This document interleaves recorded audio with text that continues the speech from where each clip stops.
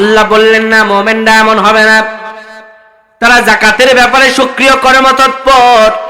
আবার যাকাতের ক্ষেত্রে আমাদের সমাজে একটা ভুল প্রথা আছে, যখন ঈদের সময় আসে বিভিন্ন দোকানপাটে গেলে দেখা যায় বলে এটা যাকাতের পাঞ্জাবি, এটা যাকাতের লুঙ্গি, এটা যাকাতের শাড়ি। যাকাত শব্দের অর্থ হলো পবিত্রকরণ। যাকাত শব্দের অর্থ কি?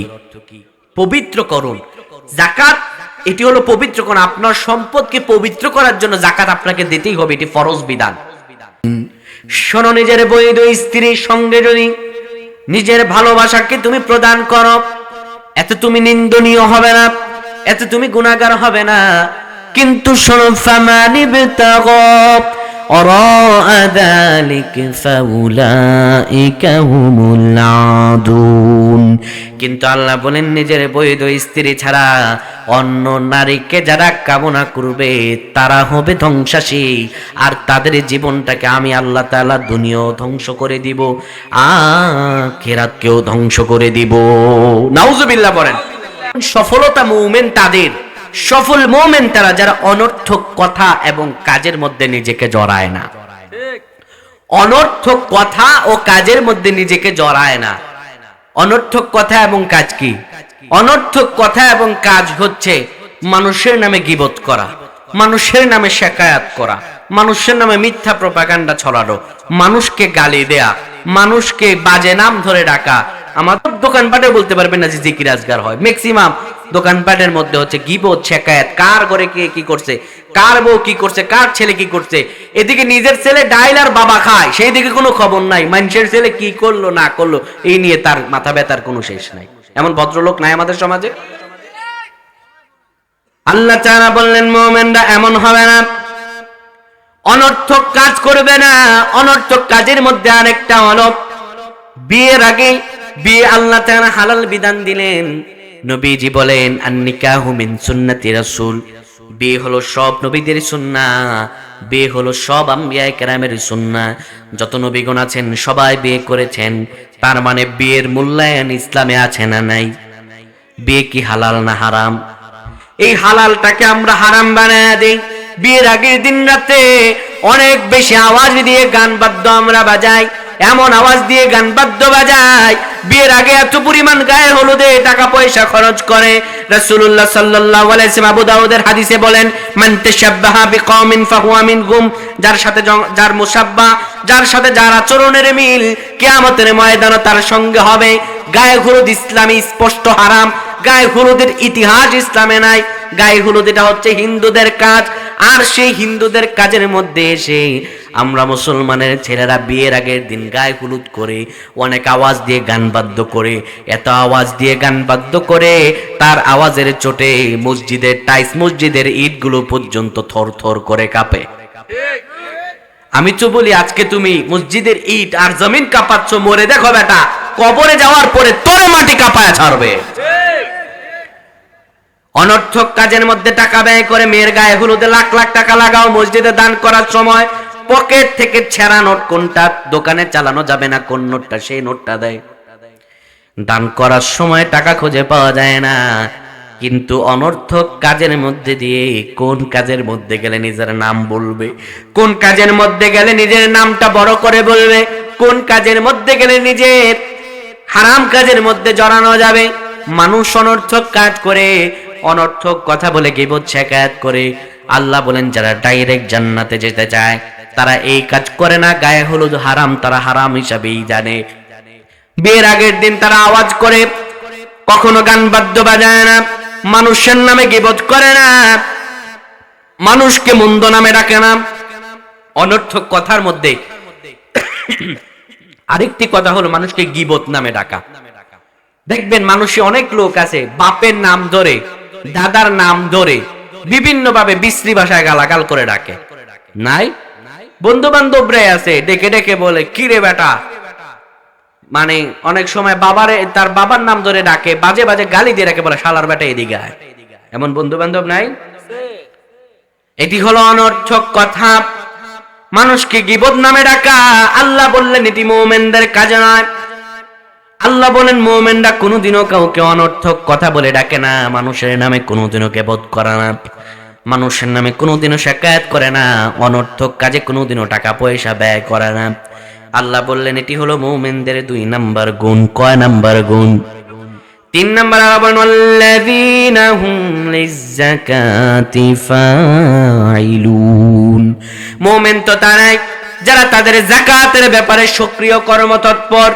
যাকাতের ব্যাপারে সক্রিয় কর্মতৎপর কোনটা? নিজের সম্পদের হিসাবে নেই, এই সম্পদ হওয়ার পরে আমার উপরে যাকাত ফরজ হয়েছে কিনা সেই দিকে তৎপর থাকে। কিন্তু আমাদের সমাজে মানুষের সম্পদের পরে সম্পদ বাড়ায়, বিল্ডিং এর পরে বিল্ডিং করে, যাকাতের খবর নাই। অন্যদিকে আশায় থাকে কোন দিক থেকে 4-5 টাকা নিজের পকেটে ঢোকানো যায়। এমন লোক নাই? অবশ্যই আছে। বন্দরামপুরে নাই, আরো বেশি আছে। কোনো কিছু বললেই যারা সমাজের ধনাঢ্য মানুষ আছে তাদের বাড়িতে যাও, আমি যাকাত দেওয়ার সামর্থ্য নেই, উল্টা দেখা যায় তার টাকার অভাবই নাই। আল্লাহ বললেন না, মুমিনরা এমন হবে না, তারা যাকাতের ব্যাপারে সক্রিয় কর্মতৎপর। আবার যাকাতের ক্ষেত্রে আমাদের সমাজে একটা ভুল প্রথা আছে। যখন ঈদের সময় আসে বিভিন্ন দোকান পাটে গেলে দেখা যায় বলে এটা যাকাতের পাঞ্জাবি, এটা যাকাতের লুঙ্গি, এটা যাকাতের শাড়ি। যাকাত শব্দের অর্থ হলো পবিত্রকরণ। যাকাত শব্দের অর্থ কি? পবিত্রকরণ। যাকাত এটি হলো পবিত্রকরণ। আপনার সম্পদকে পবিত্র করার জন্য যাকাত আপনাকে দিতেই হবে, এটি ফরজ বিধান। আপনি যাকে যাকাত দিচ্ছেন সে আপনার নিকট ঠেকা নয়, বরং আপনি যাকাত দিচ্ছেন আপনি তার কাছে ঠেকা।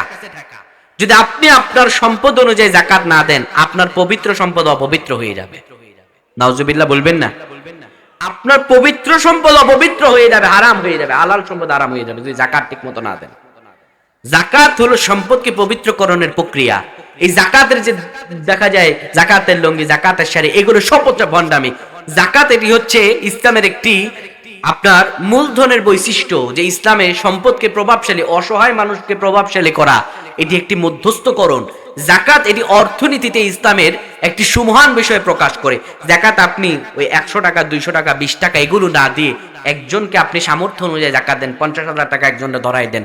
সমাজে যে সবচাইতে অসহায়, বাবারে 50,000 টাকা দিলাম, ঠিক মতো ব্যবসা বাণিজ্য করতে না, ভিক্ষা করে খাও, এইজন থেকে ওইজন থেকে খুঁজে খুঁজে খাও, নাও 50,000 টাকা দিলাম, একটা অটো কিনে চালাও, কারো কাছ থেকে টাকা চেয়ে খাবা না। আজকে আপনি 50,000 টাকায় তারে আজকে অটো কিনে দেবেন, আগামী বছর সে যাকাত দেওয়ার মালিক হয়ে যাবে ইনশাআল্লাহ। এটি হলো ইসলামের প্রকল্প, ইসলামের প্রক্রিয়া। কিন্তু আজকাল মানুষ নিজের নাম ফলানোর জন্য যাকাত দেয়। ওই পচা মচা লুঙ্গি আর শাড়ি এনে দেয়, বলে লাইনে লাইনে দাঁড়াও, তোমাদেরকে লুঙ্গি আর শাড়ি দিচ্ছি। নাউজুবিল্লাহ। এটি আল্লাহর বিধানকে নিয়ে খেলতামাশা। আল্লাহ বলেন না, তাদের যাকাত এমন হবে না, তারা আলেমদের কাছে আসবে আর শিখবে, জানবে কিভাবে যাকাত দিলে পরে আমার যাকাতটা সুন্দরভাবে, আমার যাকাতটা আল্লাহর দরবার কবুল হবে। আল্লাহ রাব্বুল আলামিন বলেন তাদের যাকাতের ব্যাপারে তারা সক্রিয় কর্মতৎপর হবে। এরপরে 5 নম্বর আয়াতে 4 নম্বর গুণাবলী দেন। আল্লাহ বলেন আল্লাযীনা হুম লিফুরুজিহিম হাফিজুন। আল্লাহ বলেন মুমিন তো তারা যারা তাদের লজ্জাস্থানগুলোকে হেফাজত করে। তারা তাদের লজ্জাস্থানগুলোকে হেফাজত করে। এই লজ্জাস্থান দিয়ে তারা জেনাবে বিচার করে না, এই লজ্জাস্থান দিয়ে তারা পরকিয়া করে না, এই লজ্জাস্থান দিয়ে তারা বিয়ের আগে অবৈধ মেলামেশা করে না, বিয়ের আগে প্রেম প্রীতির মধ্যে জড়ায় না। আল্লাহ তাআলা বলেন শোনো, ইল্লা আলা আজওয়াজিহিম আও মা মালাকাত আইমানুহুম ফাইন্নাহুম গায়রু মালুমিন। শোনো, নিজের বৈধ স্ত্রীর সঙ্গে যদি নিজের ভালোবাসাকে তুমি প্রদান করো, এতে তুমি নিন্দনীয় হবে না, এতে তুমি গুনাহগার হবে না। কিন্তু শোনো, ফামানিবতাগা ওয়ারাআ যালিকা ফাউলাইকা হুমুল আদুন। কিন্তু আল্লাহ বলেন নিজের বৈধ স্ত্রী ছাড়া অন্য নারীকে যারা কামনা করবে তারা হবে ধ্বংসাশী, আর তাদের জীবনটাকে আমি আল্লাহ তাআলা দুনিয়াও ধ্বংস করে দিব, আখিরাতকেও ধ্বংস করে দিব। নাউজুবিল্লাহ বলেন। সমাজের মধ্যে জানাবে বিচার আছে না নাই? অবশ্যই আছে। রাসূলুল্লাহ সাল্লাল্লাহু আলাইহি ওয়াসাল্লাম নাসাই শরীফের হাদিস বলেন, মাইয়াদমাল লিমা বাইনা লিহিয়াইহি ওয়া মা বাইনা রিজলাইহি আদমাল লাহুল জান্নাহ। নবীজি আমার বলেন দুইটা জিনিসের সিকিউরিটি কেউ যদি দিতে পারে, দুইটা জিনিসের কেউ যদি আমাকে সত্যতা দিতে পারে, দুইটা জিনিসের জন্য,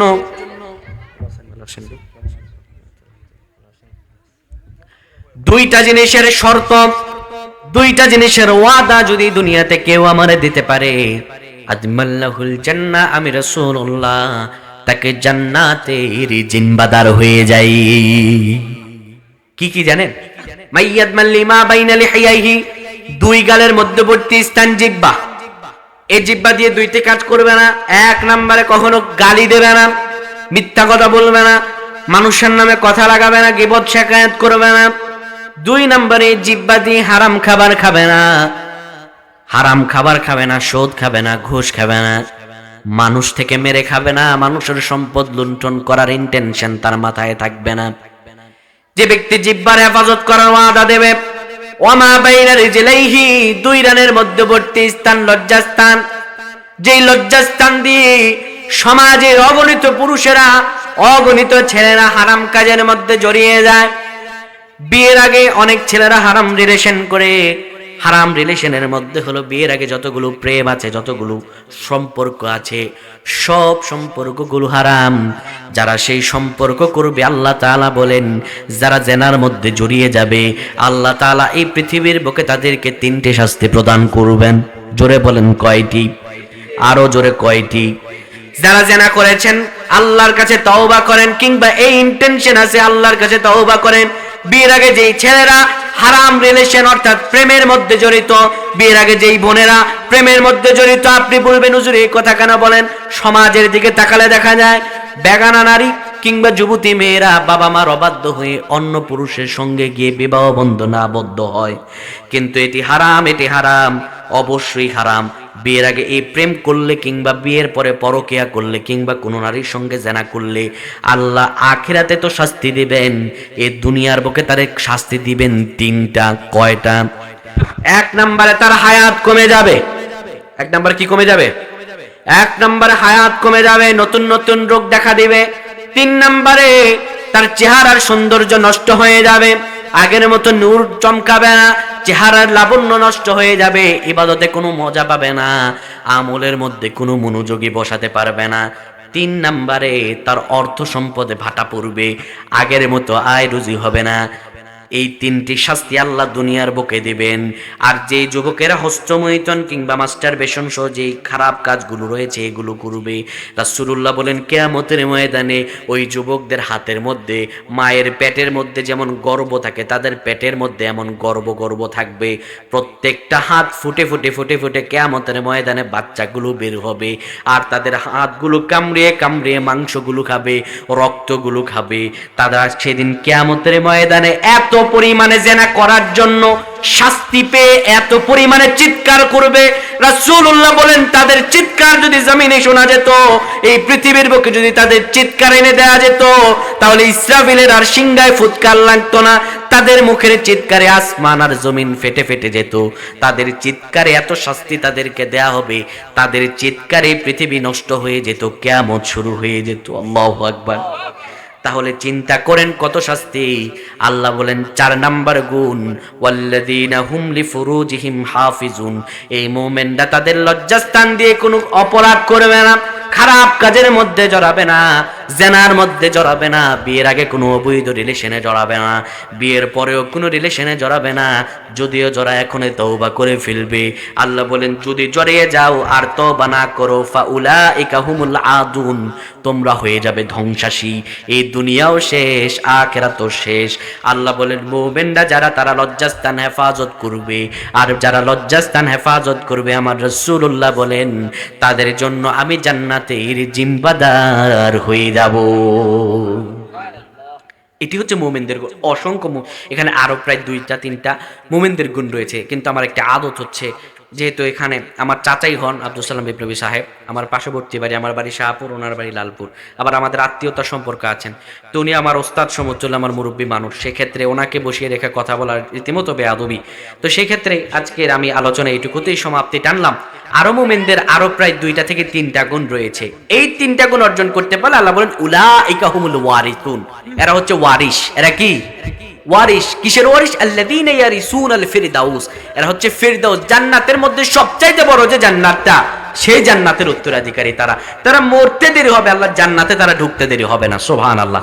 আল্লাহ যেন সেই মুমিনদের কাতারে আমাদেরকেও শামিল করান এবং আমাদেরকে মুমিন হিসাবে কিয়ামতের ময়দানে সম্মান প্রদর্শন করান। আমরা পড়ছি আল্লাহুম্মা আমিন। ওয়া আখির দাওয়ানা আনিল